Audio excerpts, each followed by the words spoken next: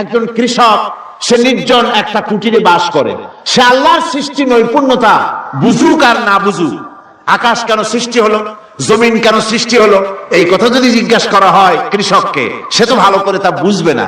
কিন্তু অন্তত এতটুকুন কথা একটা মূর্খ একজন চাষি, যে প্রত্যন্ত একটা অঞ্চলে বাস করে, একটা নিবিড় পল্লীতে বাস করে, অজ পাড়াগায় বাস করে, কোন শিক্ষার আলো পৌঁছায় নাই, স্কুল নাই, কলেজ নাই, বিদ্যুৎ নাই, হসপিটাল নাই, রাস্তা নাই, টেলিফোনের ব্যবস্থা নাই, এমন একটা জায়গায় একটা নিরেট, একটা মূর্খ, একটা চাষি একটা ঘরের মধ্যে বাস করে। সে পৃথিবীর আল্লাহর সৃষ্টি নৈপুণ্যতা আর কিছু বুঝুক আর না বুঝুক, এতটুকুন কথা তো সে বোঝে যে আমি যদি অসুস্থ হই তাহলে এই গাছপালার পাতা শিকড় বেটে খেলে আমি রোগ মুক্ত হয়ে যাই।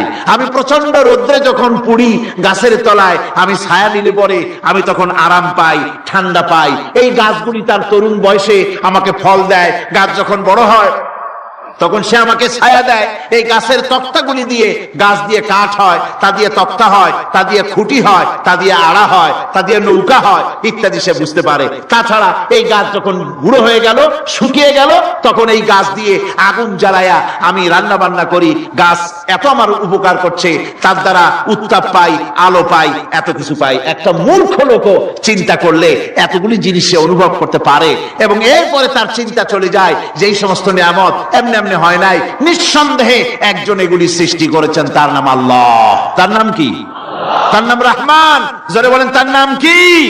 রহমান। তিনি সৃষ্টি করেছেন, তিনি এগুলি দান করেছেন।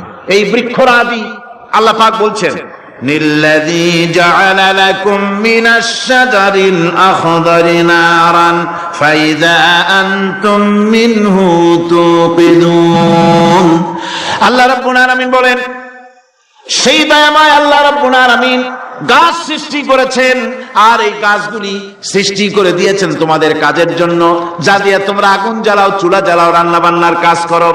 ওয়া রাহমাতি ওয়াসিআত কুল্লা শাই, আমার রহমত ঘিরে আছে আমার গোটা পৃথিবীকে, সর্বত্র আমার রহমত আর রহমত। এই কোরআন শরীফ শিক্ষা দিয়েছেন তিনি আর রহমান আল্লামাল কোরআন।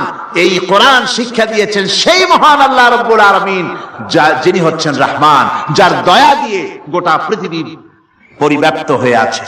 এক মুহূর্তের জন্য চিন্তা করুন, এক মুহূর্তের জন্য চিন্তা করুন, আল্লাহ পাকের দয়া যদি না থাকতো তাহলে কি অবস্থা হতো? এই পৃথিবী আছে কিন্তু কোনো সৌন্দর্য নাই, আকাশ আছে কিন্তু কোনো তারকা নাই, তারকা আছে কিন্তু তাতে কোনো আলো নাই, গাছ আছে কিন্তু তাতে কোনো সবুজ শ্যামলিমা নাই, আওয়াজ আছে কিন্তু তাতে কোনো সুর নাই, মানুষ আছে কিন্তু তার দেহের মধ্যে কোনো ঐক্য নাই। এই জাতীয় একটা পৃথিবীর চিন্তা মানুষ করতে পারে না, এটা একটা কবরস্থানের মতো অবস্থা হয়ে যাবে। আল্লাহ পাক বলছেন, দেখো আকাশ বানাইছি, আবার সেই আকাশ দেখতে যেন সুন্দর হয় সেজন্য তারকা প্রদীপ দিয়ে আকাশকে সাজাইছি। যেরকম সুবহানাল্লাহ। আল্লাহ রাব্বুল আলামিন বলেন, ওয়ালাকাদ যায়্যানাস সামাআদ দুনিয়া বিমাসাবিহ। আল্লাহ পাক বলেন, এই দুনিয়ার আকাশ খানিকে তারকা প্রদীপ দিয়া সাজায় রেখেছি মনের মতন। দেখো তুমি তাকাইয়া, কি সুন্দর করে নয়ন অবিরাম দৃশ্য আকাশ বানালাম, চতুর্দিকে তারকা রাত্রে ফুটে উঠলো, যা দেখলে মানুষের নজর, মানুষের সুন্দর, তার চক্ষু শীতল হয়ে যায়। ধরে বলেন সুবহানাল্লাহ। সুন্দর করে এই আকাশটাকে আমি সাজিয়েছি। তারপরে আল্লাযী খালাকা সাবআ সামাওয়াতিন তিবাকা মা তারা মিন খালকির রহমানি মিন তাফাউত। স্রষ্টা তিনি সপ্ত আকাশ রচিলেন থরে থরে, কোন ত্রুটি হেরিবে না তার পূর্ণ সৃজন পরে। চাও তুমি তার সৃষ্টি পানে, দেখো কিছু ভুল চোখ, ফেরাও তোমার নয়ন খানি, ফেরাও তোমার মুখ। অক্ষমহীন দৃষ্টি তোমার সৃষ্টিতে পাবে ফাঁকি, ফিরাও তোমার নয়ন খানি, ফিরাও কাঙ্গালাখি। আল্লাহ পাক বলেন, আমার আকাশের দিকে তাকাও, বারবার তাকাও, সূর্যের দিকে তাকাও, চন্দ্রের দিকে তাকাও, গাছপালার দিকে তাকাও, তাকায় দেখো কোনো ভুল আছে নাকি, ভালো করে দেখো কোনো ভুল আছে নাকি। আল্লাহ পাক বলেন, আবার তাকাও, দেখতে দেখতে তোমার চক্ষু দুর্বল হয়ে তোমার কাছেই ফিরে আসবে। আমার সৃষ্টি নৈপুণ্যতার ভিতরে কোনো ভুল পাবে না। সুবহানাল্লাহ। একজন দরবেশ সাহেব, তিনি একবার এই সূরা পড়তেছিলেন, মুখস্থ তেলাওয়াত করতেছিলেন, একটা গাছের তলায় বসে, একটা বট গাছের তলায় বসে এটা তেলাওয়াত করতেছিলেন। যখন তিনি পড়লেন হাল তারা মিন ফুতুর, আমার সৃষ্টি নৈপুণ্যতার ভিতরে কোনো ভুল পাওয়া যায় নাকি? দরবেশ সাহেব চিত হয়ে শুয়ে শুয়ে তেলাওয়াত করতেছেন আর বলছেন, আল্লাহ রাব্বুল আলামিন, তোমার সৃষ্টি নৈপুণ্যতার ভিতরে কোনো ভুল ধরার ক্ষমতা তো কোনো মানুষের নাই। তবে একটা জিনিস আমার নজরে পড়লো, এই যে বিরাট বট গাছটা, পৃথিবীতে যত গাছ আছে যেমন গাছ তেমন ফল, তাল গাছটা যেমন ফলও তেমন, নারকেল গাছটা যেমন ফলটাও তেমন, কিন্তু এত বড় বিশাল বট গাছ ফল হতেছে ছোট ছোট ট্যাবলেটের মতো। গাছটা যেমন ফলটা তেমন হয়নি। আল্লাহ এটা ভুল না, তুমি বলেছো যে দেখো কোনো ভুল টুল আছে নাকি, তুমি ভুল তো না, আমার চোখে এটা লাগলো, যেমন গাছ তেমন ফল হয়নি। দরবেশ সাহেব শীত হয়ে শুয়ে শুয়ে তেলাওয়াত করছেন, মনের মধ্যে এই চিন্তা আসলো, গাছটা যেমন তেমন ফলটা হলো না। দরবেশ সাহেব বলেন, এই চিন্তা করতেছি, হঠাৎ করে একটা দমকা হাওয়া বয়ে গেল, ডালে ডালে বাড়ি লেগে গেল, একটা আদা পাকা বটের ফল অনেক উপর থেকে বৃন্তচ্যুত হয়ে ছট করে এসে আমার নাকের উপরে ফট করে পড়লো। নাকের উপরে এমন ভাবে পড়ছে, নাকটা জ্বলে উঠছে। আমি সেজদায় পড়ে গেলাম। দরবেশ সাহেব বলেন, আমি সেজদায় পড়ে গেলাম, চোখের পানি ফেলে আল্লাহর দরবারে মাপ চাইলাম, বললাম, রব্বুল আলামিন, তোমার কোন জিনিসের ভিতরে কোনো খুঁত নাই, নিখুঁত জিনিস তুমি বানাইছো, কোনো ভুল নাই। আমি চিন্তা করেছিলাম নারকেল গাছ যেমন তার ফলও তেমন, তাল গাছ যেমন তার ফলও তেমন, বট গাছটা যেমন তেমন ফল। আমার আন্দাজ মতো, আমার চিন্তা মতো, যত বড় বট গাছ অত বড় ফলটা যদি হতো, বটের ফলটা যে পজিশন নিয়ে আমার নাকে পড়েছিল, গাছ যেমন ফল তেমন হলো, নাকও যেত, আমার মাথাও যেত। আল্লাহ রাব্বুল আলামিন বলেন, দেখো বান্দা, আমার সৃষ্টি নৈপুণ্যতার মধ্যে কোনো ভুল পাবে না। সুবহানাল্লাহ ওয়া বিহামদিহি, কোনো ভুল নাই। বারবার তাকাও, কোনো ভুল পাবে না। আল্লাহ সুবহানাহু ওয়া তাআলা সুন্দর করে বানিয়েছেন, যা দেখবেন শুধু সুন্দর আর সুন্দর। সুবহানাল্লাহ বলেন, শুধু সুন্দর। ফুলের সৌন্দর্য দেখেন, গাছের সৌন্দর্য দেখেন, জমিনের সৌন্দর্য দেখেন, পাখির সৌন্দর্য দেখেন। আল্লাহ পাক যা বানালেন সবগুলিকে আল্লাহ পাক সুন্দর করে করে সৃষ্টি করেছেন, সব গুছিয়ে গুছিয়ে সুন্দর করে করে বানিয়েছেন, অসুন্দর করে কিছু বানান নাই। ফুল দেখতে কত সুন্দর, ফুলের থেকে ফল হয়, সে ফল হওয়ার জন্য ফুলের পুংকেশর আর স্ত্রী কেশরের মিলন ঘটতে হয়। তো ফুল তো চলতে পারে না, এই মিলনটা কেমনে হবে?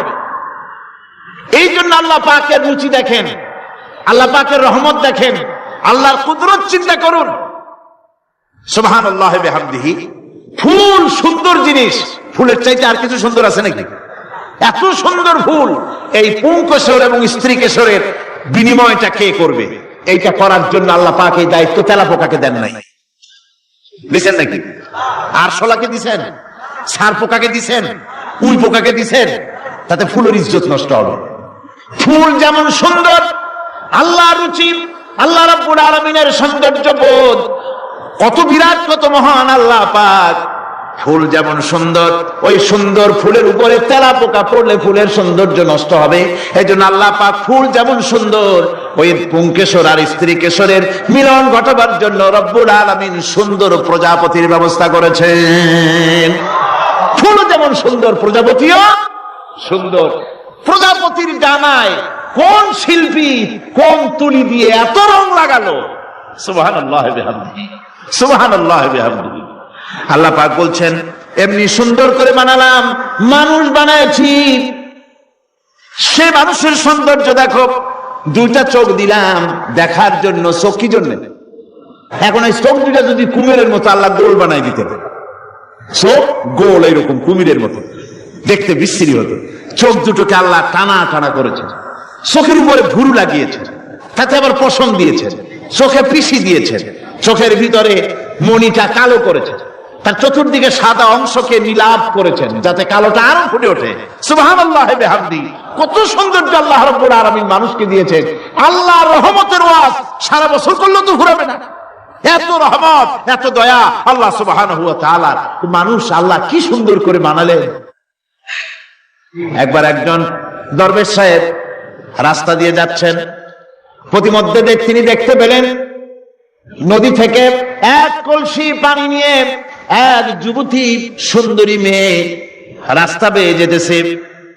দরবেশ সাহেব দাঁড়ায় গেলেন আর ওই যুবতীর দিকে এক নজরে তাকায় আছেন, চোখে পলক দেয় না।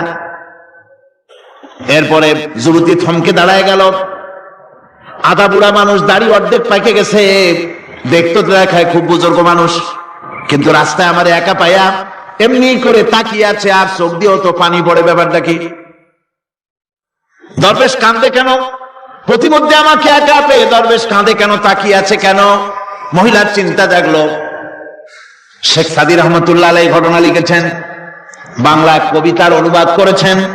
একদা সুখদায়ক প্রমোদা বদন, দর্শন করি মম ঝরিল নয়ন। হেসে কহে সে রূপসী সবিস্ময় মন, কহ দেখি মহাশয় কহ কি কারণ। বিষয় বিরাগী তুমি ভুবনে প্রচার, কি হেতু জন্মিল তব মানস বিকার। যুবতী মেয়েটি বলছে, ওগো দরবেশ সাহেব, হুজুর সাহেব, আমি একটা যুবতী মেয়ে লোক, রাস্তায় আমাকে একা পেয়ে আপনি আমার দিকে তাকায় আছেন আর কাঁদতেছেন। এই বৃদ্ধ বয়সে ভীমরতি হলে কেন? আমাকে দেখে কাঁদেন কেন আর এক নজরে কেন তাকায়ছেন? কারণটা কি? কি কুমতলব আছে? দরবেশ সাহেব বলছেন, হেসে কহিলাম বালে করহ শ্রবণ, নেত্র ঝরে তবু হেতু ভেব না এমন। হে রূপসী মেয়ে, তোমার জন্য আমি কান্দি, একথা একবারও চিন্তা করো না। যে শিল্পী রচিল এই সুধাংশু বদন, তাহার তরে ঝরে নেত্র নয়নে জীবন। তোমার প্রেম পাওয়ার জন্যে তোমাকে দেখে লোবাতুর এবং কামুক হয়ে তোমার দিকে তাকায় কান্দি, একবারও ভেব না। আল্লাহর কসম আমি কাঁদতেছি তোমার এত সুন্দর স্বাস্থ্য আর চেহারা যে আল্লাহ রাব্বুল আলামিন বানায় দিলেন, না জানি সেই আল্লাহ কত সুন্দর। যার সৃষ্টি এত সুন্দর সে আল্লাহ রাব্বুল আলামিন না জানি কত সুন্দর। আল্লাহ পাক সেই সুন্দর আল্লাহ রাব্বুল আলামিনকে দেখার তৌফিক যেন আমরা পাই। জোরে বলেন আমিন, আরো জোরে বলেন আমিন। আল্লাহ পাক বলছেন, আমি সুন্দর করে সব তৈরি করে দিয়েছি। বুঝবে তারা যারা চিন্তাশীল, যারা গবেষণা করে। ইন্না ফি খালকিস সামাওয়াতি ওয়াল আরদি ওয়া ইখতিলাফিল লাইলি ওয়ান নাহার লাআয়াতিন লিউলিল আলবাব। নিশ্চয়ই যারা নাকি জ্ঞানবান, তারা রাত এবং দিনের পরিবর্তন, আকাশ এবং জমিনের সৃষ্টি ইত্যাদির ব্যাপারে, এই সৃষ্টি নৈপুণ্যতার ব্যাপারে তারা চিন্তা করে, গবেষণা করে। রাত এবং দিনের পার্থক্য মানুষের জীবনকে জীবন পদ্ধতিকে দুই ভাগে বিভক্ত করেছে, রাত এবং দিন। দেখেন আল্লাহর রহমত এবং কুদরত সব জায়গায় রাত এবং দিন মানুষের জীবন চলার পথকে, জীবন পদ্ধতিকে কয় ভাগে ভাগ করেছে? দুই ভাগ। আল্লাহ পাক বলেন, ওয়াজআলনাল লাইলা লিবাসান ওয়াজআলনান নাহারা মাআশা। আমি রাতকে করেছি শান্তির বাহন, রাতকে করেছি আচ্ছাদন, শান্তির বাহন, আর দিনকে করেছি রোজগার করার জন্য। দিনের বেলায় রোজগার করবি, কামাই রুজি করবি, কল কারখানায় যাবে, খেতে খামারে যাবে, অফিস আদালতে যাবে, কাজ কাম করবি। এ কাজ করে করে শরীরের ভিতরে ক্লান্তি আসে, অবসাদ এসে যায়। আল্লাহ রাব্বুল আলামিন বলেন, আমি আবার রাত বানালাম। ওই রাতের বেলায় মানুষ যখন ঘুমায় যায়, এই ঘুম তার সমস্ত অবসাদ আর ক্লান্তি দূর করে দিয়ে সকাল বেলায় আবার তাজা মানুষ করে সমস্ত একেবারে পরিপূর্ণ কর্মক্ষম একজন মানুষে তাকে পরিণত করে দেয়। রাতটাকে আচ্ছাদন করে দিয়েছি, দিনের কোলাহল মুক্ত রাত। সূর্যের আলোর ঝলকানি, তীব্র আলো নাই, চিৎকার নাই, আওয়াজ নাই। রাতের একটি অন্ধকার চাদর পরিয়ে দিলাম এই পৃথিবীর উপরে, রাতের একটি অন্ধকার চাদর পৃথিবীর উপরে পরিয়ে দিলাম। কোলাহল মুক্ত পৃথিবী। এখন সূর্যের তীব্র আলো আর নাই। এখন আরামে তুমি ঘুমিয়ে যাও, ঘুমাও, আবার সকালবেলা উঠে তুমি কাজ করবে। আল্লাহ পাক বলেন, আমি এভাবে ومن رحمته جعل لكم الليل والنهار لتسكنوا فيه ولتبتغوا من فضله। আল্লাহর রহমতের ভিতরে এটাও রহমত, আল্লাহর করুণা, আল্লাহর দয়া যে তিনি দিনকে করেছেন রুজি কামার জন্য, রাতকে করেছেন তিনি তোমাদের জন্য ঘুমাবার জন্য, বিশ্রামের জন্য। এই ব্যবস্থা আল্লাহ রাব্বুল আলামিন করেছেন, যিনি তোমাদেরকে দুপুর বেলায় বিকেল বেলায় তোমাদেরকে অবসাদ গ্রহণের জন্য, আরামের জন্য দুপুর এবং বিকাল, সকাল ইত্যাদি তৈরি করেছেন। কোরআন শরীফের ভিতরে আল্লাহ পাক এই সমস্ত কথাগুলি ব্যাখ্যা সহকারে বলে দিচ্ছেন যে আমার রহমত ওয়াসিআত রাহমাতি কুল্লি শাই, সমস্ত জিনিসের চতুর্দিকে তুমি যেখানে আছো তার চতুর্দিক আকাশ এবং জমিন আমার রহমত তোমাকে ঘিরে রেখেছে। এই কোরআন নাজিল করেছেন সেই আল্লাহ, সেই রহমান যার দয়া সর্বত্র ছড়িয়ে আছে। আল্লাহ পাক বলছেন, এরপরে তোমাকে সৃষ্টি করলাম, জমিন সৃষ্টি করলাম খাবারের জন্য। আমার রহমতের বিষয়টা দেখো, আমি এমন দয়াবান, এমন মেহেরবান। এবার তোমার খাবারের জরুরত হলো তুমি কি খাবে, সেজন্য এই জমিনে ফসলের ব্যবস্থা আমি আল্লাহ করেছি। জোরে বলেন সুবহানাল্লাহ। জমিন শুকায় গেছে, বৈশাখ মাসের জ্যৈষ্ঠ মাসের প্রচন্ড রৌদ্রের তাপে জমিন শুকায় গেছে। এই জমিনে তুমি ফসল ফলাবে কি করে যদি না পানি দিয়ে জমিনটারে ভিজায় দেই? আল্লাহ বলেন জমিন ভিজাবার দায়িত্ব আমি নিলাম। আল্লাহুল্লাযী আরসালার রিয়াহা ফাতুসিরু সাহাবা। সমুদ্রের পানি, লবণাক্ত পানিগুলি বাষ্পীয় আকারে উত্থিত হয়ে যায়, মেঘমালায় পরিণত হয়ে যায়। বাতাসকে বলি এই মেঘকে টেনে নিয়ে যাও অমুক জায়গার উপরে, মেঘ চলে এলো। আল্লাহ বলেন ফাসুকনাহু ইলা বালাদিন মাইয়িতিন ফাআহইয়ানা বিহিল আরদা বাদা মাউতিহা কাযালিকান নুশুর।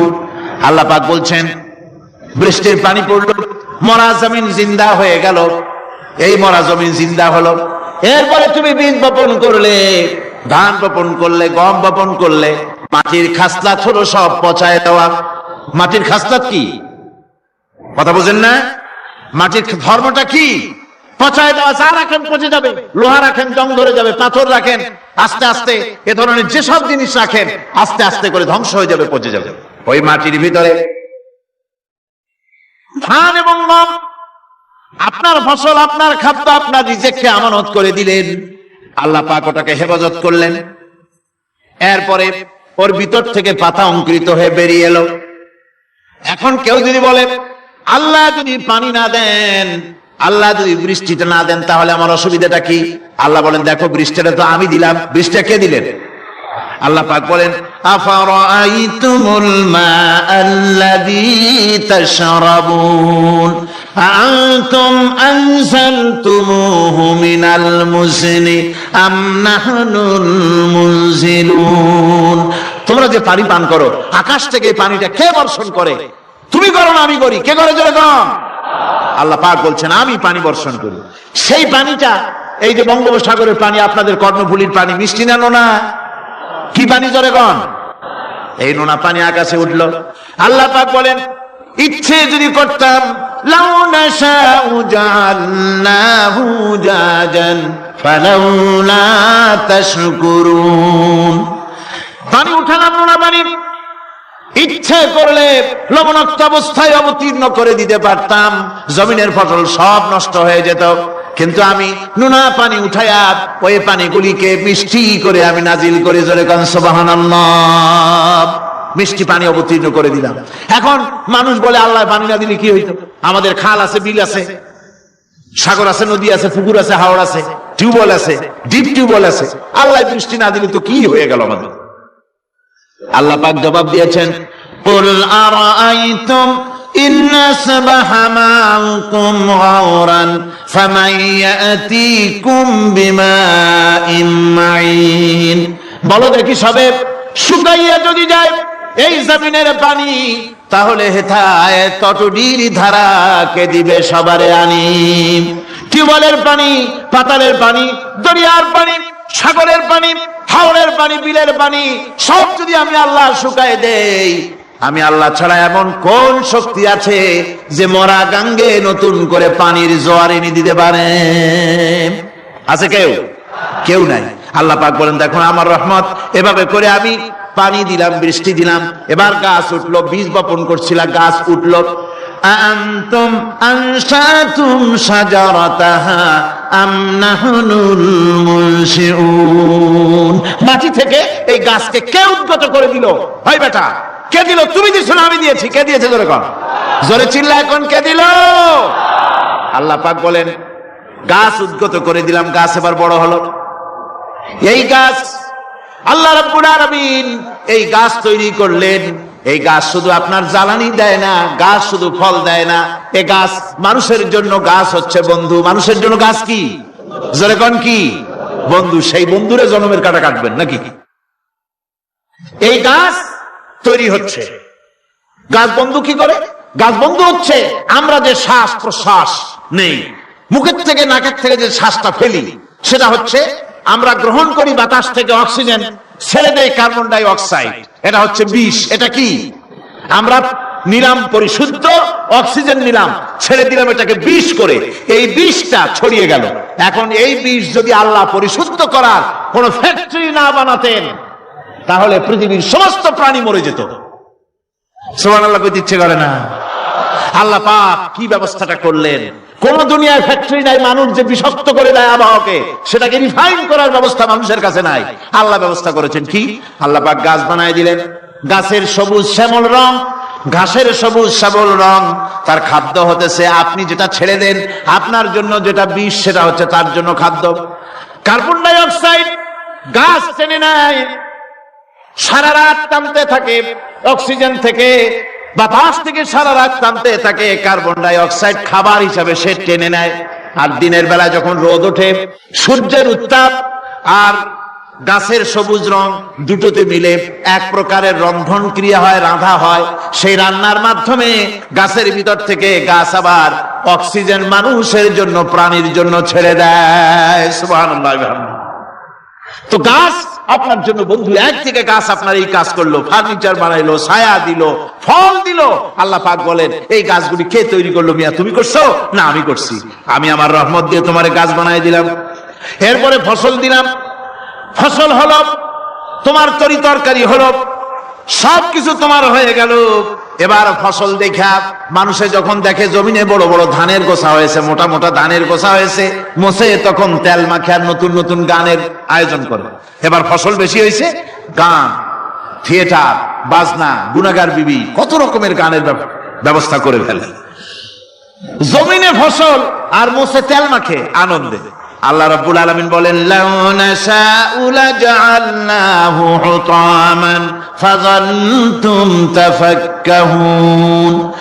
আমি যদি ইচ্ছে করি তোমার জমিনের সমস্ত ফসলটাকে আমি সম্পূর্ণ কুটায় পরিণত করে দিতে পারি, তুষে পরিণত করে দিতে পারি।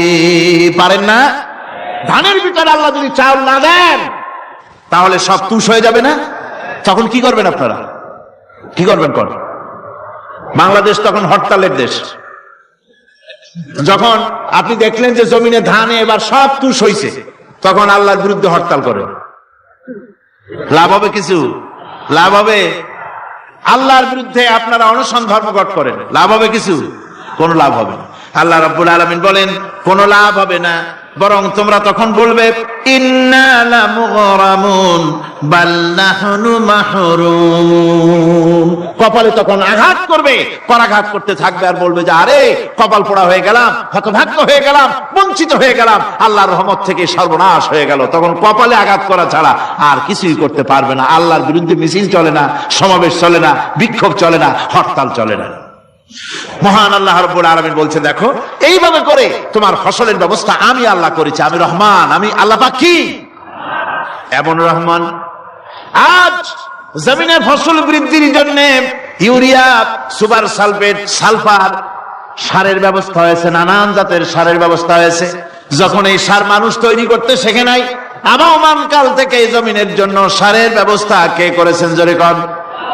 আল্লাহ পাক বলেন, আমিন আয়াতিহি আইয়ুরিকুমুল বারকা খাউফাও ওয়া তামাম।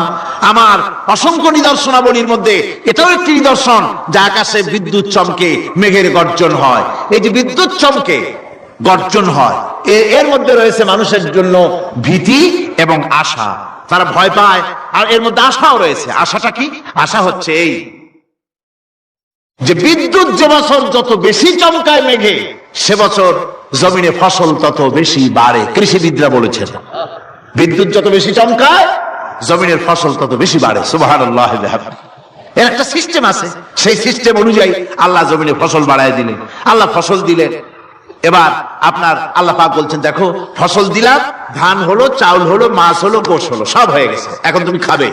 রান্না বান্না হয়ে গেল, রহমত আমার দেখো, আমার রহমতটা দেখো।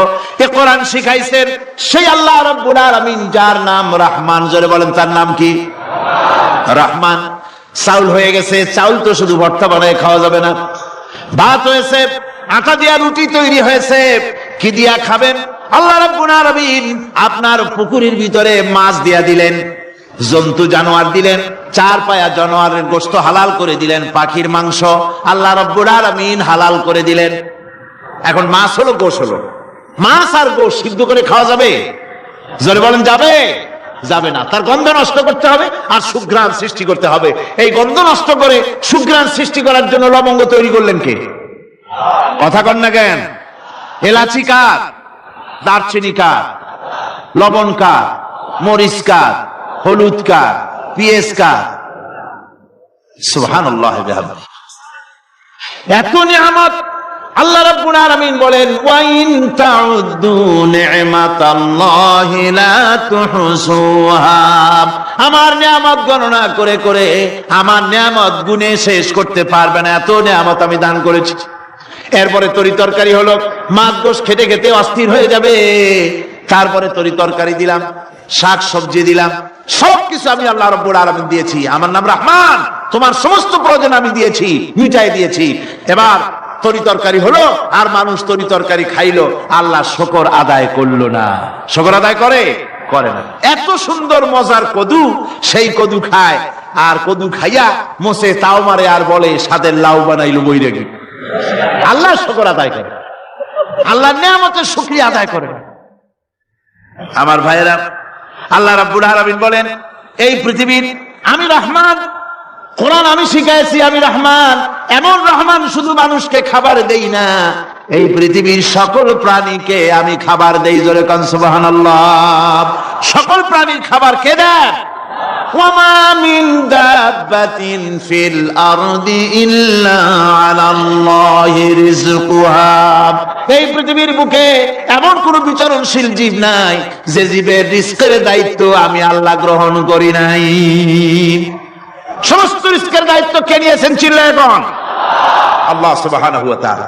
আচ্ছা, আপনি কোন তো দেখি, একজন জমিদার, একজন বড় লোক, চৌধুরী, খুব বড় লোক, তার বাড়িতে 20 জন লোক গেছে রাতের বেলায়। রাতের বেলায় 20 জন লোক গিয়ে মেহমান হইল। মেহমান হইয়া তারা বলতেছে, সাহেব আমরা তো মেহমান, আমি এক একজন এক এক রকমের খাবার চাইলো। একজনে বললো আমি হরিণ খাবো, আর একজনে কয় আমি মুরগি খাবো, আর একজনে বললো আমি খরগোশ খাবো, আর একজনে বললো আমি হাতি খাবো, আর একজনে বললো আমি ছাগল খাবো। 20 জন মানুষের 20 রকমের খাবার চাইলো। একজনে কয় বোয়াল মাছ খাবো, আর একজনে কয় রুই মাছ খাবো। 20 জনে 20 রকমের খাবার দাবি করলো। বলেন, জমিদার তো বাড়িদারে, জমিদারের বাপ, সেও কি পারবে 20 জনের 20 জনকে 20 রকমের খাবার পরিবেশন করতে? কোন প্রস্তুতি ছাড়া পারবে? পারবে।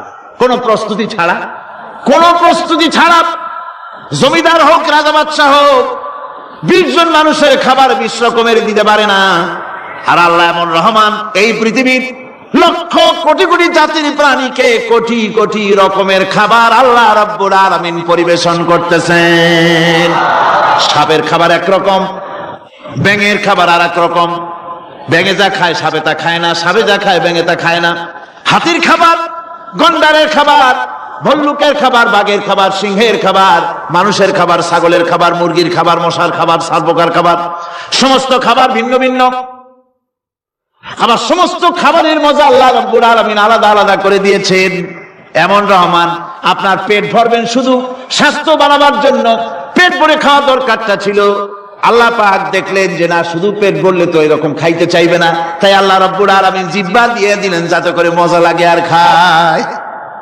সব রকমের মজা, এক এক গোশতে, এক এক মাছে, এক এক তরকারিতে এক এক রকম মজা, না সব রকম মজা, সব একরকম মজা, ভিন্ন ভিন্ন রকমের মজা।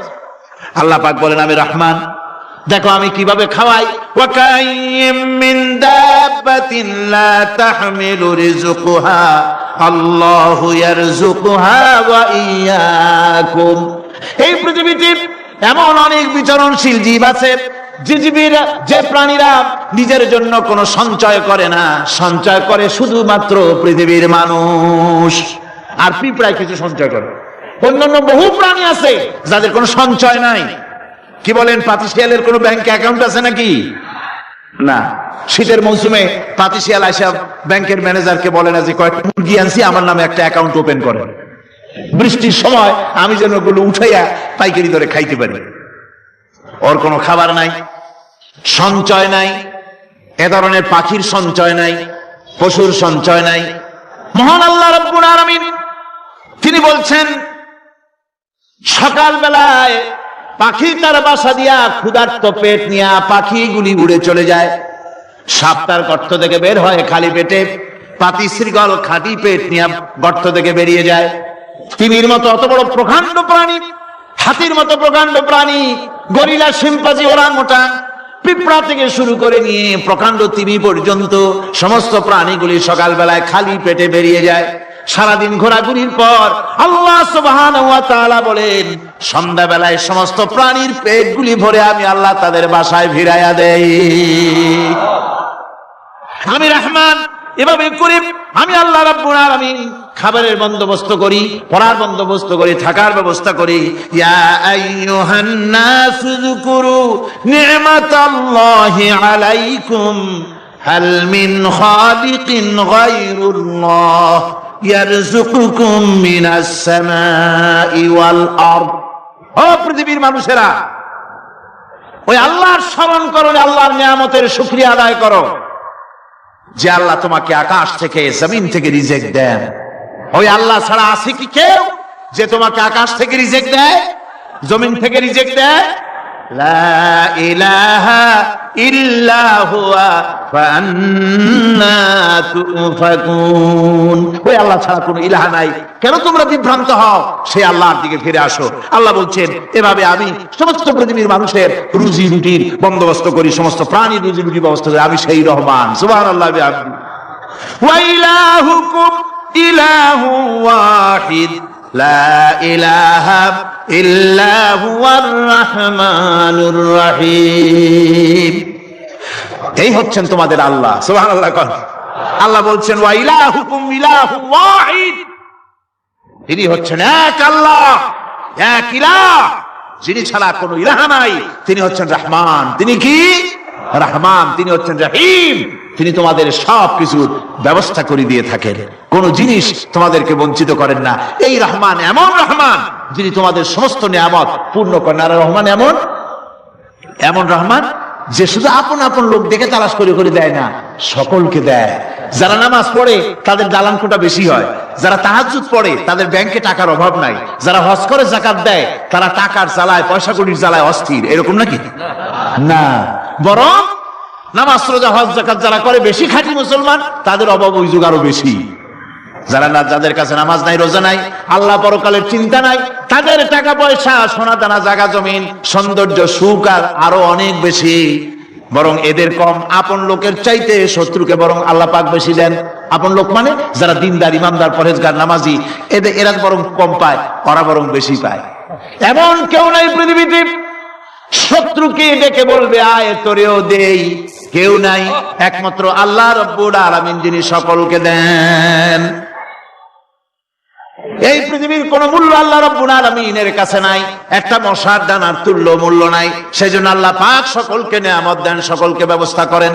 তাই এই কোরআন শরীফ আল্লাহ পাক তার মানুষের প্রতি এত দয়া মানুষের প্রতি, যে আল্লাহ পাকের দয়াটা কার? জোরে চিল্লায় এখন দয়াটা কার? এত দয়া যে আল্লাহ পাকের মানুষের প্রতি রাস্তা চলার জন্য রাস্তা তৈরি করে দিলেন। পাহাড়ের ভিতরে মানুষ যেন হারায় না যায়, পাহাড়ের ভিতরে গিরিপথ বানালেন যিনি, মরুভূমির ভিতরে হারায় না যায় নিশানা বানালেন যিনি, সমুদ্রের ভিতরে রাতের আধারে যেন গভীর সমুদ্রে হারায় না যায় সেজন্য মহাশূন্যের ভিতরে তারকা প্রদীপ জ্বালায়া পথের নির্দেশনা দিয়ে দিলেন যিনি, এত ব্যবস্থাপনা যিনি করলেন, সে আল্লাহ রাব্বুল আলামিন মানুষের জন্য এই পৃথিবীতে ব্যক্তি, পরিবার, সমাজ ও রাষ্ট্রে, আন্তর্জাতিক জীবনে, স্বরাষ্ট্রনীতি, পররাষ্ট্রনীতি, শিক্ষানীতি, যুদ্ধনীতি, বন্দিনীতি, তার জীবনের সমস্ত নীতিমালার ব্যাপারে আল্লাহ রাব্বুল আলামিন বুঝি কোনো দিগদর্শন দেন নাই। দিয়েছেন কিনা? সুতরাং রহমানের দাবি হচ্ছে, আল্লাহর রহমানিয়তের দাবি হচ্ছে বান্দার জন্য কোরআন শিক্ষা দেওয়া। যত শিক্ষা আল্লাহ দিয়েছেন, যত দয়া আল্লাহ বান্দাকে করেছেন, সবচাইতে বড় দয়া কোরআন শিক্ষা দেওয়া। জোরে কান সুবহানাল্লাহ। যত দয়া, যত নিয়ামত, যত রহমত আল্লাহ বান্দাকে করেছেন, তার মধ্যে শ্রেষ্ঠ রহমত, শ্রেষ্ঠ দয়া, শ্রেষ্ঠ করুণা মানুষের জন্য, আল্লাহর এই পৃথিবীর মানুষের জন্য সবচাইতে শ্রেষ্ঠ দয়া কি? জোরে বলেন কি? কোরআনের শিক্ষাই হচ্ছে আল্লাহ পাকের এই মানুষের জন্য সর্বশ্রেষ্ঠ দয়া।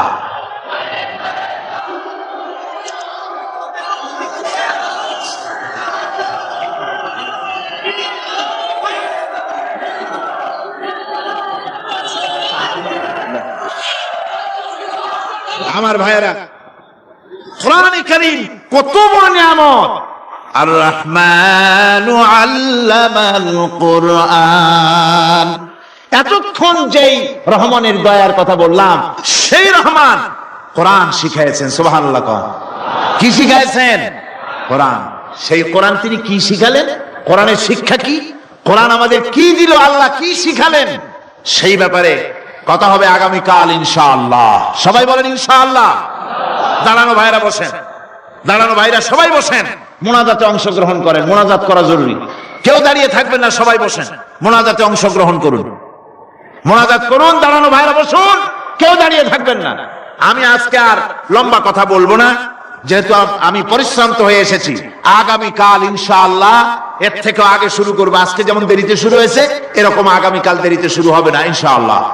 আরো আগে শুরু করব, যাতে করে আমি আপনাদের সামনে কথাগুলি সুন্দর করে বুঝাতে পারি। সবাই বলেন আমিন। কোরআন আমাদের কি দিল, কত বড় রহমত এই কোরআন, যে আল্লাহ এত বড় দয়া, সে আল্লাহ আমাদের কি শিখালেন, সেই কথাই আগামীকাল আলোচনা হবে ইনশাআল্লাহ।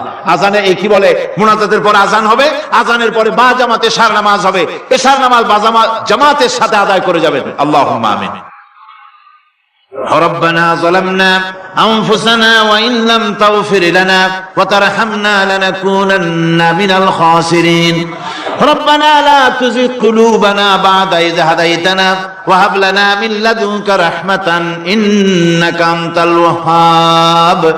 আয় আল্লাহ তাআলা, হাজার হাজার মুসলমান নরনারী দীর্ঘক্ষণ ধরে তোমার দ্বীনের কথা আমরা শুনেছি, আলোচনা করেছি। মেহেরবানি করে দুরূদ ও সালাম টুকুন, আলোচনার সওয়াব টুকুন জনাবে মুহাম্মদ রাসূলুল্লাহ সাল্লাল্লাহু আলাইহি ওয়াসাল্লামের রূহ মুবারকে পৌঁছায় দাও রব্বুল আলামিন। আমরা যত লোক এখানে বসেছি, এর মধ্য থেকে যাদের মা বাপ দুনিয়া থেকে বিদায় হয়ে গেছে, আল্লাহ দয়া করে মেহেরবানি করে কবরগুলিকে জান্নাতের টুকরায় পরিণত করে দাও রব্বুল আলামিন।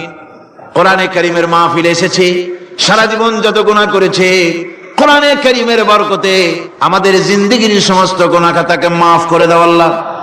আয় আল্লাহ তাআলা, ইসলামী সমাজ কল্যাণ পরিষদ প্রতি বছর এই মাহফিলের আয়োজন করে থাকেন, তোমার কোরআনের খেদমত করে থাকেন।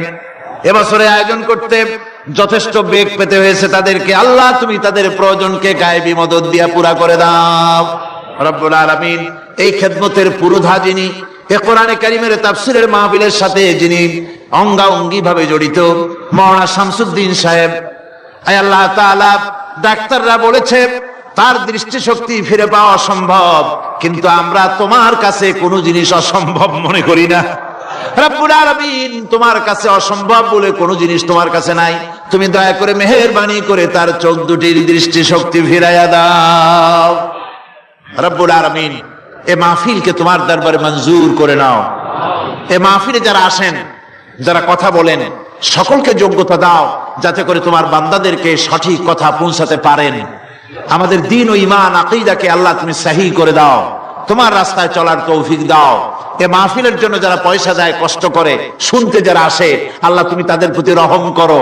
এই মাহফিলে বাংলাদেশের বিভিন্ন জেলা থেকে লোক আসে, বিভিন্ন জায়গা থেকে লোক আসে, বাড়িঘর ফেলে আসে। আল্লাহ প্রত্যেকের বাড়িঘর, বিবি, বাল বাচ্চা তুমি হেফাজতে রেখো, সকলকে তুমি হেফাজতে রেখো। রব্বুল আলামিন, অনেকে দোয়া চেয়েছেন, অনেকের অসুখ। এক মহিলা লিখেছেন প্রতি বছর তিনি আসেন, এবার আসতে পারেন নাই।